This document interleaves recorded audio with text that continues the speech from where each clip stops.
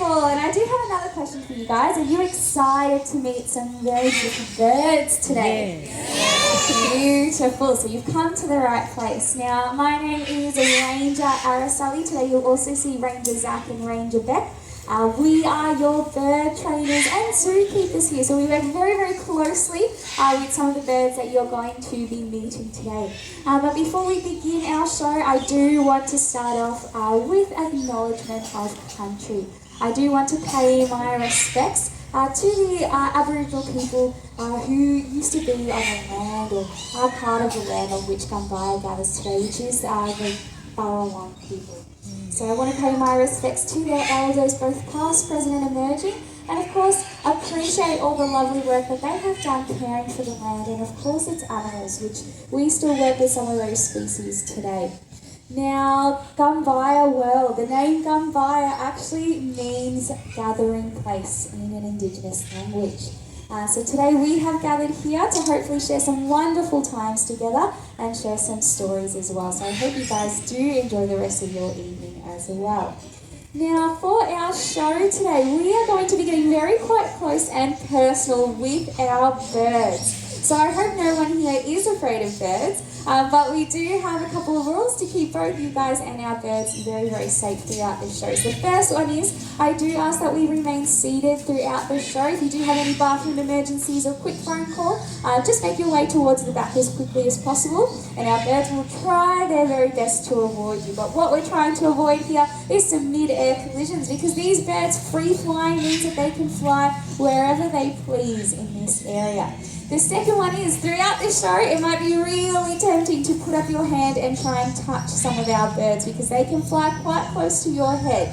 But for the safety of our birds and you guys, again, we do ask that you just keep your hands in your laps, not unlike when you're up at the roller coasters a bit later tonight and you're throwing your hands up in the air. So save that for later today, but just keep your hands in your laps throughout the show. But without further ado, I think it is time that we do invite our very first guest to the stage. Now, this little princess that's coming out now, she's only been part of our show for about 4 to 5 months now, so she's quite new. But her name is Tookie, and she's sitting on Ranger Beck's hand at the moment.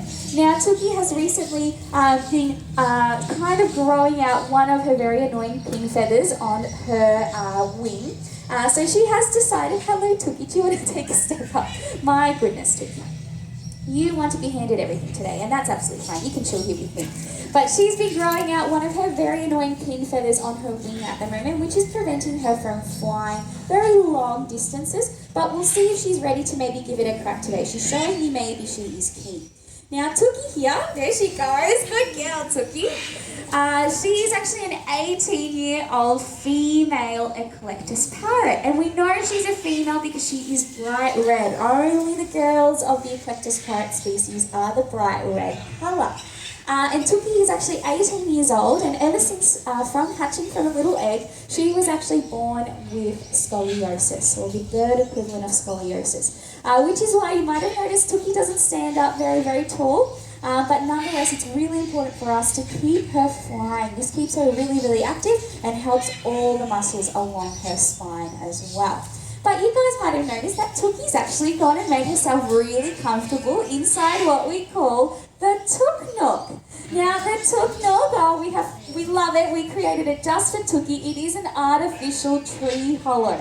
Because what Tookie is showing off for us today is exactly what the female eclectus parrots do in the wild. And that is protect and live in a tree hollow just like this one. In fact, in the wild, a female eclectus parrot will live up to 9 months, that's right, 9 months inside a tree hollow without ever leaving, not even once.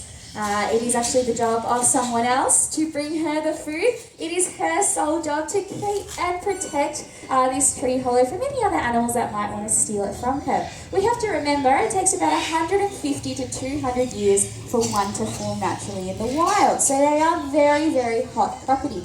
And Tookie, of course, wants to raise her chicks in there and keep them safe. But as Tookie does the final round, so we might give her a big round of applause. She did very well today. It is the first couple of days that she's decided she wants to fly after getting rid of that very annoying pin feather that was growing out for her. But I did mention that while Tookie is busy staying at home for most of the year, someone else is actually being very, very busy and organising her breakfast, her lunches and her dinners. In fact, this job is solely down to her boyfriend, who we call Toby, and he's actually about to join us up at the stage now. Hello, Toby. Now, can we please give Toby a big warm round of applause? Hello, sweet boy. Now, you guys might notice that Toby's bright and green because he is a boy. Only the girls are red. And this is so that he can camouflage as he flies over the tropical rainforest. In fact, he's going to show off a little bit about flying for us today. And if you guys are very brave, try not to duck or move out of the way because you might be blessed with something that we call a Toby kiss. And a Toby kiss is when his wings or his tummy brush against your head. And I think we got 1, 2, 3, 4 Toby kisses. Now, what I failed to mention before the show started today is that if you do walk away with a Toby kiss, then it's actually $5 each.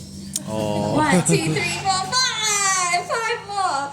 I'm just joking. But do watch out for those receipts at the end of the show. We'll hand them out. You'll be able to pay them off at the bush shop.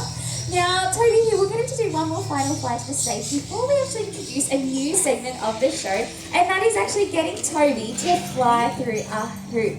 So Toby, we have found he's a very smart individual. He gets bored really, really easily, and something we do to combat that boredness is teach him new tricks because this gets his mind ticking. Are you ready, buddy? All right. Oh, let's give him a big round of applause, guys. We're going to make that a bit longer because I think that was too easy for Toby. Are you ready, buddy? All right. Oh, good boy. Alrighty, we're going to get one more from Toby and we're going to give him a big round of applause. Here he goes. Yes! Good boy, Toby. Now, if you come back in a couple of months, we might have upgraded this hula hoop to a ring of fire. We have to keep that blood pumping. Fake planes, of course, but we are going to upgrade that little very fancy trick that he can do as well. But back to our regular programming of Toby Kisses. Here we go. He is showing off exactly what he would be doing in the wild, and that is flying back and forth from tree hollow to tree hollow, collecting food for Tookie to eat. But guys, that's not where it ends, because Toby, please block your ears, buddy, for this bit, because in the wild, Tookie can have up to 5 different boyfriends bringing her food at a time. So, unfortunately for Toby, he's not her one true love. He's one of 5, but if he does a really good job and brings back some really yummy food for her, Tookie might actually pick him to breed with that year. So he's going to make sure he's bringing back the best of the best food. Good boy, buddy. You ready to go back? Couple more Toby kisses. Are you ready? There he is. He's thinking about it. We've recently introduced this new set of seats over here, so he's still getting used to it, but he is pretty flawless at it. I've got to give it to him. We're going to get one more big fly from Toby. Let's see if we can sneak in a couple more of those Toby kisses. Come on, Toby. Are you ready? He's thinking. Here he comes. Oh, I think we got a Toby smooch just then. That was a double one because it was 2 people. Beautiful. But guys, let's give him a big round of applause. He's going to do a little... Oh, this isn't going to head straight away. So thank you, Toby, for coming out and showing off for us today. Now, the next guest that's going to be coming out is not a colourful bird like Toby and Tookie. Toby and Tookie are also native to the tropical rainforest of northern Queensland. But our next guest is actually native to Victoria, where we live. In fact, we can actually find them around the inner city suburbs as well. But most people don't even know that they are here because they are so good at camouflaging. So coming out with Ranger Bed, we do actually have Cirrus. Hello, beautiful darling. Now, Cirrus at this time of the year, no, nothing. She actually starts to slow down. So something that her species does during the winter time is completely slow down their metabolism. So if you guys have ever watched our show during the summertime, you might have noticed that Cirrus and her sister actually fang about super quickly and everywhere, and that's because their metabolism is really high. There's a high availability of food for them. But in the winter time, it does slow because does anyone actually know what species she is? Does anyone want to have maybe a guess of what she might be?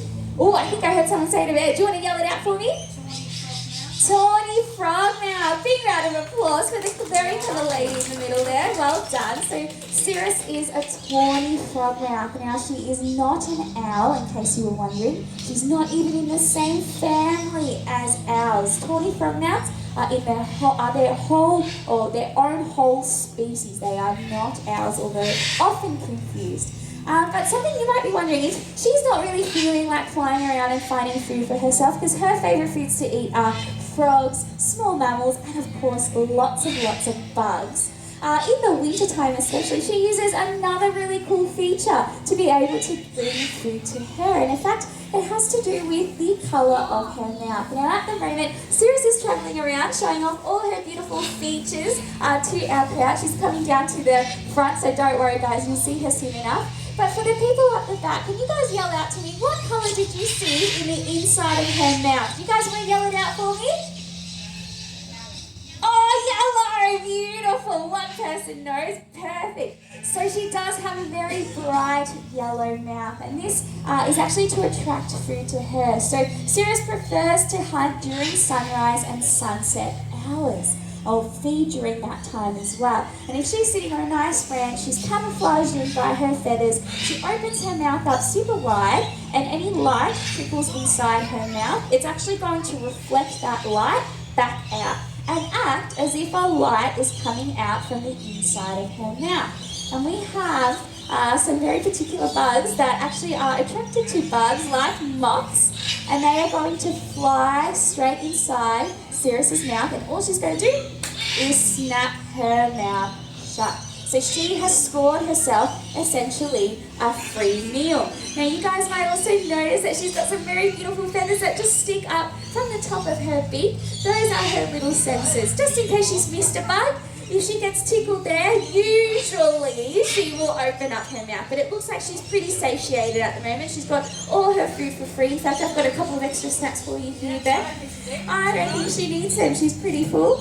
But I think that our 24 mouths are pretty smart, because they actually use, for a very long time, something that we humans have only invented just recently, and that is something we call Uber Eats. When we don't feel like going out and bringing our food home, we jump on our app and we order the food to our front doors, and our tawny frogmouths do something very similar. When in the winter time they're not feeling like flying around and catching their food, they're going to order their bugs fresh on Tawny Eats. So they are very clever. In fact, what we're going to do is give Cirrus a big round of applause for coming out and saying hi to us. Thank you, Cirrus. Pretty girl, well done. Now, we are going to start preparing ourselves to receive our very next guest. Now, unlike the three birds who we just met, who are native to Australia, this next bird is actually not native to Australia at all, and it originally comes from the Amazon rainforest in South America. Now, his name is Odin, and he is a little bit of a celebrity around Gumbuya World here. Hello, Odin. Now, sometimes Odin does suffer from a little bit of stage fright, so when he joins us up at the stage, we're going to give him a big round of applause. Yay! Hello, buddy. Hello. Now, Odin, as I mentioned, is an Amazon crown parrot, and something that these beautiful birds can do is mimic human speech, and they do this by actually utilising two voice boxes at the exact same time. And one thing that Odin can do by doing that is actually playing hide and seek with me. So all I have to say is, where's Odin? Oh, good boy. He tells me exactly where he is. Where are you off to, buddy? Oh my goodness, you look like you're about to fly off to our crowd and say hello to our friends. Now, although Odin is not from Australia, he has lived here his whole 14 years of life. Hang on, I knew he was going to get up to no good. He has lived here in Australia his whole 14 years of life. Pardon me, guys. Come on, Odin. Our beautiful audience members are not seats to be sat on. And he is currently in his breeding season, so we do suffer with this behaviour of Odin's once a year. And it is when he is currently looking for a mate. So if Odin does land on you today, I would actually say that is, excuse me, buddy. I would actually be taking that as a compliment. Let's give him one more try, Odin. Come on, we're not here to sit on people. We'll give him a big round of applause as well. Just like them going. Hello, buddy. Hi. But as I was about to say, Odin can give a proper Australian hello, and that is, good day, mate. Oh, well done. Now, one thing that Odin can do is actually count to the number 5 because he's so clever. In fact, as clever as a 3-year-old child. So, Odin, can we count? Let's give it one more try, guys. One more try. Odin, I have faith in you, buddy. Come on. We're not, it's not the Bachelorette. We're here to work, buddy. We're here to work. Alright, let's try one more time. Alright. Can you want to help it? Alrighty, guys. I think we're going to have to call it. Just leave it be. We will come and grab you. But I think it is time to send Odin home today. Our beautiful birds have complete choice and control about whether they want to perform any behaviours each and every day. And if they are having an off day like today, again, it's not the Bachelorette, buddy, we do respect their choices. Bye! Bye! We do respect their choices. We acknowledge that they are in complete choice and control of their training, so we just send them home and we try again tomorrow. Hopefully breeding season will finish soon because he is very funny when he starts chatting with us. But we do have one final bird that is going to come and join us today. And this bird does have something in common with Odin. This bird is also native to the Amazon rainforest in South America. And it is the largest bird that we are currently free flying at Gumbuya World. Now, she has a little bit of a longer distance to fly to reach us at this stage because she does live at the very top of the park with her sister. So you guys might have seen this beautiful bird as you walk through the gates this evening. Now, her name is Azul. And her sister's name is Oro. They're going to give it away. Their names actually mean blue and gold in Spanish and Portuguese. So they are our very beautiful blue and gold macaws. And here she is now. Hello, beautiful girl. Hi, darling. You look so pretty today. Oh my goodness. Now this is Azul, our 7-year-old blue and gold macaw. And to say hello to you guys today, we are going to get her to do a little bit of a wave. Can you do a wave? Oh, good girl. A wave and a hello and macaw. Wow, very beautiful. But it is her time to now fly for us. So I did mention she is 7 years old. We celebrated their birthday at the very start of June. They are officially adults in macaw years, but these beautiful birds can live until they are 60 or even 80 years of age. So there is actually a chance that Azul and her sister might actually outlive myself and some of the other trainers that currently work with her. Hi, darling. Oh my goodness, you're flying so fancy. You're showing off for us. Good girl. Now, Azul here, you might notice she has a very large wingspan and very long tail feathers. These beautiful birds are flying very long distances in the Amazon rainforest with a flock of up to 30 other individuals. And they do also mate for life, and they will stay with this mate as well, especially during breeding season. Now, you guys might be able to imagine that in the summertime, her beautiful wings is a very nice fresh air that she brings, free air conditioning. So coming to watch this show in the summertime is very enjoyable as well. Hello. Oh, she's on fire today, Zach. She just wants to fly. But you might notice as well that she does have a very beautiful white face. So something that these birds can do is not only communicate using their loud vocalizations, but they can also communicate by blushing to convey the same emotions that we humans also convey by blushing as well. So they can blush when they're excited, when they've done a big workout, when they're surprised, and even when they get angry as well. So they're very emotionally intelligent birds. Now, while I have her up here, some of you might be missing her very large black beak. It is incredibly strong to help them eat their favourite foods, which are nuts and fruit in the rainforest. Now, to kind of put into perspective just how strong that beak is, they can actually bite into a human finger with the same amount of force that it takes us to bite into a raw carrot. That is how strong this beak is. She won't bite us, of course. The bond that we have made is very strong, and that is exactly what our training relies on, having a really strong bond and relationship of trust with these animals here. And the trust, I definitely will say, goes both ways. So Azul, you've done such a good job for us today, sweetheart. Now she loves to show off. There is one trick that she can do, and that is to do a spin. Can you do a spin? Oh, good girl, well done. And can you, big round of applause. And a big wave.